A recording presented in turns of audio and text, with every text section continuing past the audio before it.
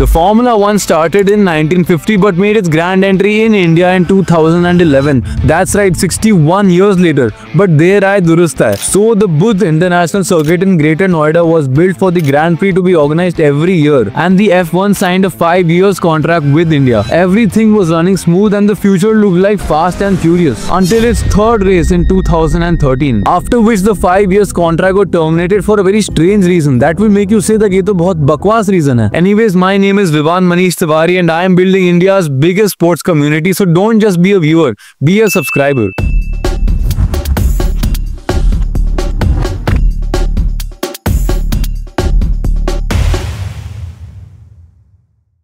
In 2013, the Uttar Pradesh government decided that Formula One is not a sport and is an entertainment source, because of which they would have to pay entertainment taxes, and even the fans must pay entertainment taxes. And then the Formula One guys decided not to argue with the UP government and withdrew all its races from India. It cost $240 million to build a circuit, which is 2,000 crores, and that circuit was not going to be used ever again. But this tragedy did not hit the brakes of the rise of F1 fan base in India. Now you would be thinking that F1 would lose its Indian fans after leaving India, but no, it got bigger, way bigger. India had a total of 31 million F1 fans in 2019, which is now 60 million, almost double the number in just 6 years, which also puts India in the top 5 countries in terms of fan base. A very interesting statistic to notice is that 40% of F1 fans in India are women, which means F1 has a very broadening appeal, especially in urban India. All thanks to the Netflix documentary Drive to Survive. Drive to Survive is a British television documentary series produced in a collaboration between Netflix and Formula One to give a behind-the-scene look at the drivers and races of the Formula One Championship. Nowadays, almost everyone has a phone and a Netflix subscription is very common. So the Indians didn't just see fast cars. They saw rivalries, emotions, broken friendships and comeback stories. It turned these drivers into superstars and garages into battlegrounds. That's how millions of Indians who never watched an F1 race became loyal fans, just like RCB fans. And it doesn't just stop there. F1 fans are ready to travel abroad just to watch F1 races. Bookings to Abu Dhabi and Singapore spiked by 188% during match weekends, which shows that you can take out F1 from India, but you can't take out F1 from an Indian fan. So cricket is India's heartbeat. From Maidans to memes, it's everywhere. Cricket is deeply ingrained in India's DNA, but F1 is carving a niche for itself, especially among the youth. F1 is that one luxury car ad that makes you stop scrolling. It's rare, it's elite, it feels global. And guess what? While cricket gives you so many matches throughout the year, F1 gives you only 24 events in a year. That's it. Especially with its aesthetic venues in 24 countries. Also, not to forget, when Formula E came to Hyderabad, $84 million were injected in the local economy. So सोचो अगर असली F1 आता तो क्या धमाका होता. Now if you are asking whether F1 will make a comeback in India or not, it's not a question of if F1 returns to India. It's when. Gift City in Gujarat is planning a new world-class track and hopefully make Gift City a great place to host the Olympics. But the cost of the circuit may be anywhere between 5,000 to 10,000 crores, which is making the government second guess its decision. So yes, F1 in India started with a bang, crashed at a curve, but it's now shifting gears. और जब return होगा तो दुनिया 60 million fans की आवाज सुनेगी. I am Vivan Manish Tiwari and you are watching VMT Sports. Comment if you have any doubts and don't forget to subscribe, since I am building India's biggest sports community.